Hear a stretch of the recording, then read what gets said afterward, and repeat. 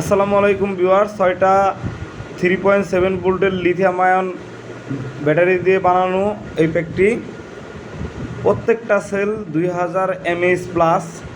ল্যাপটপের original BMS দিয়ে বানানো এই বিএমএসটা 200 টাকার উপরে দাম আছে।